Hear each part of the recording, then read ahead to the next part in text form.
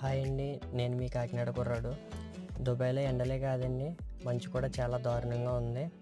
Early morning డ్యూటీకి వెళ్తుంటే తీసే వీడియో చూడండి ఎంతలా ఉందో మంచు.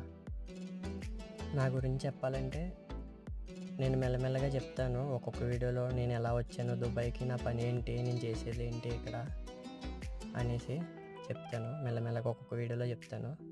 సో ఎంకరేజ్ చేయండి ఫ్రెండ్స్, కొంచెం సబ్స్క్రైబ్ చేసి కొంచెం సపోర్ట్ చేయండి ఫ్రెండ్స్. Thank you.